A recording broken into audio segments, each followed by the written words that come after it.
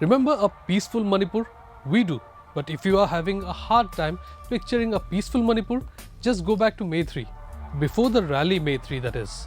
India's Vice President is in the state, hyping the state's sports stars, and why not? Manipur, do not forget, is India's sporting powerhouse.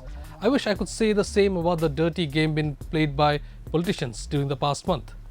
Manipur has been burning for almost 2 months now, at least if we go by the timeline of the current violence.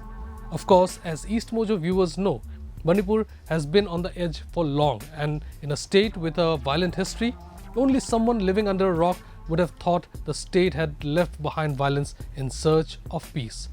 Just last year, we witnessed extensive violence in the state in the run-up to the elections. Was the violence ethnic? No. Was it communal? No. Was it cultural? No. Was it political? Yes. And did people die? Of course.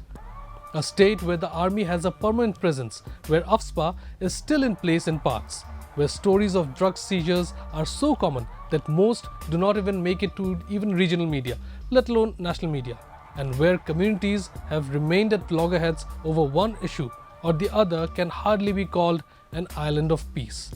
Which is why it is even more shocking that the state administration failed in so many fronts and continues to do so without appalling regularity.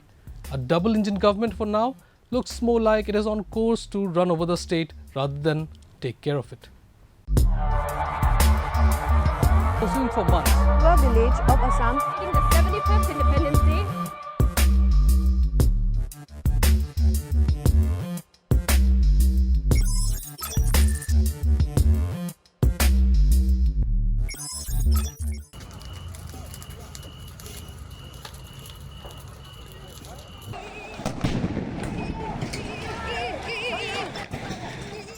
Hello and welcome to Google Maps.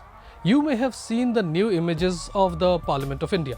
If you look for the Parliament House on Google Maps and chart a course to, say, Chingmeirong in Imphal, it shows a distance of just over 2,400 kilometers. Now, Google Maps, of course, thinks we are boring people. Drive straight for 46 hours? Nah. Let us say we stop for a day or two. Hell, the food in Bengal is damn good and we stop for a week. Even then, it would take us 10 days to reach Chingmeirong. Why that locality and not someplace else? I have friends and I like the food in one of the restaurants there. Happy? But as is often the case, calls for help from the northeast do not always reach the power corridors of Delhi, and when they do, it is prioritized accordingly. So, Karnataka elections, response to Karnataka election results, inauguration artifacts, shame on Congress, even Gandhinagar Premier League, yes, Gandhinagar Premier League got precedence over Manipur. Who are we talking about? Our Honorable Home Minister Amit Shah. Of course. It was not until May 30 that he tweeted about Manipur for the first time.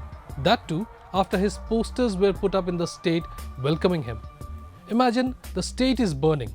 The Home Minister, after almost 4 weeks, decided to visit the state amid thousands of displaced people, burnt homes and buildings, and no internet access. And there was someone tasked with the responsibility of putting up posters. Death is permanent, but politics is permanenter. And yes, we know, he was monitoring the situation closely, as his supporters will say. One, that is his job, and two, the reason we mention Twitter is that, like everything else in the modern age, visibility is important on social media. When the Home Minister criticizes Congress, billions of people see it. Does it change anything? Not really, but it shows that he is paying attention. It is the same reason people wait for the Prime Minister or the President's wishes on festivals, Independence Day, Statehood Days, etc. A tweet does just that, show that you care. And then, when he finally reached Manipur, our Home Minister asked for 15 days. Well, that time period is long over. But the fact that Manipur is still dominating headlines shows us that Shah's promise has not yet done its magic.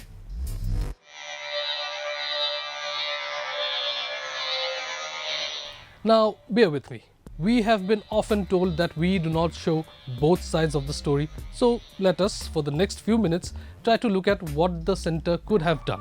As some of you know, I was there before violence erupted in Manipur. Now, let us go back to May 3. Manipur is up in flames. People demand security forces and voila. By May 5, 40,000 troops arrive. So the people, the state administration, the activists and various CSOs demanded troops and they got them. State asked, center delivered. Except that even local police forces seem divided on ethnic lines, which of course does not help matters. The centre also appointed Kuldeep Singh, a former NIA officer, to help the state administration take control of the situation. Again, state demanded, centre delivered. Now, one more thing, and if this sounds like we are praising the centre or the BJP, apologies, but we are only stating facts here. Within 10 days, Kuki MLAs from the party were up in arms against the N. Biren Singh government.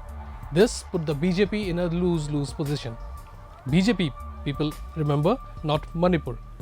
Let me explain.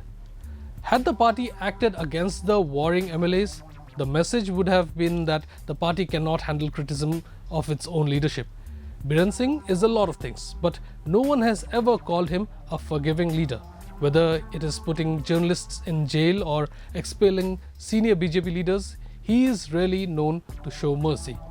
Maybe the BJP wants to show it allows dissent. Damn, who would have thought that was possible?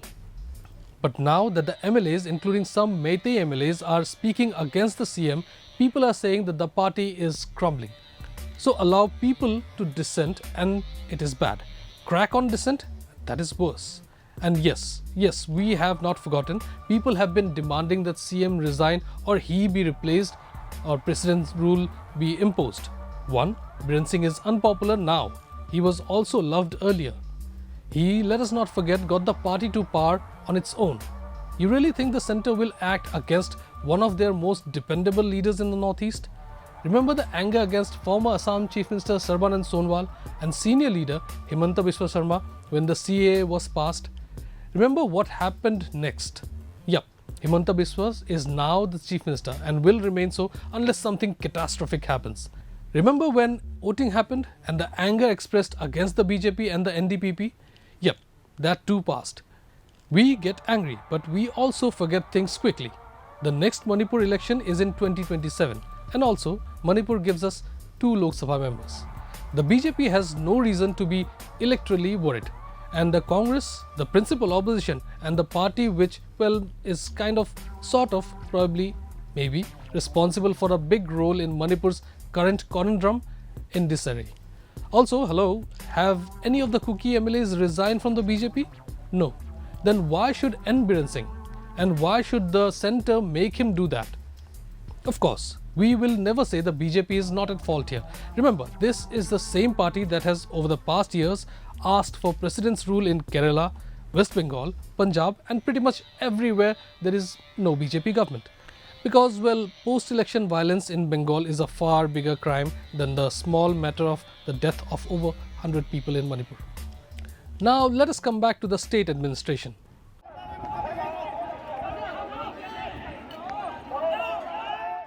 When people talk about double engine, a fair question to ask would be, are both engines equally powerful? Not in Manipur. The Manipur government was like a deer caught between headlights, except that the deer was the size of a mammoth and the headlights were the size of asteroids. Churachandpur was already on edge a week before May 3. Then why was such a big rally allowed? Where was the security?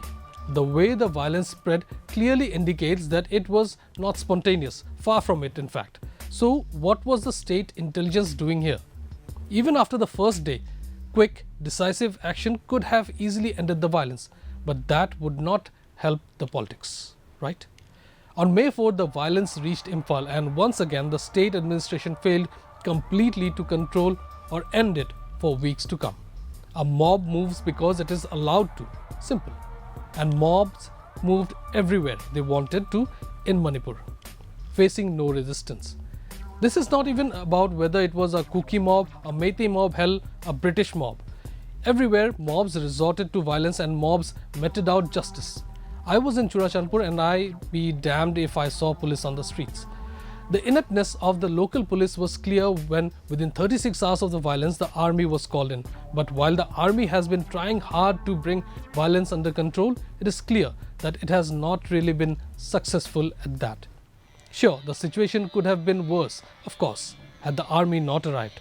But over 100 dead and thousands displaced is hardly a cause to pat anyone on the back, right? The state government also completely failed to protect non-Manipuris, and by Manipuri, here we mean residents of Manipur, not only Meiteis. Over the first week, Manipur resembled a mini Sudan in the grip of civil unrest.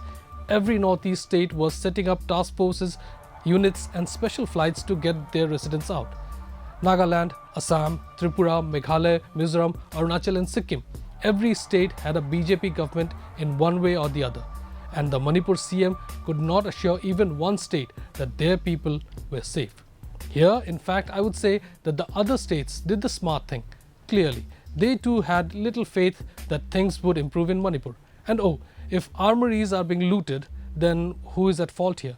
Sure, some organizations want you to believe Churachandpur has more Myanmarese residents than Myanmar itself, and each of them is a terrorist trained to play a villain in the Bourne series. But how does an armory get robbed? Whose fault is it? And how does it happen time and again? And if insurgents are doing this, then what are you doing? Taking notes? That is our work, not yours. If weapons are coming from Myanmar, what are you doing to prevent it? And if they still make it inside your state, who is at fault here? Bangladesh? And oh, this may not be directly related to intelligence, but once again shows the ineptness of the state administration. EastMojo calling out fake news on Manipur government's claims of fake news. Watch this video. The links in the description below. Manipur will take weeks, if not months, to return to any semblance of normalcy. And to be honest, there is nothing to indicate it will be soon. If the center truly wants to help the locals, regardless of their ethnicity, help them fight their legal battles, help them restart their lives, make sure the children get education again, ensure the women and men who lost all are compensated adequately, send thousands of doctors and medical professionals to help them recover, provide scholarships and free education to children who have no one to look after them. If India is a true superpower, show it in the fight for justice and prove it for once that all Indians are equals.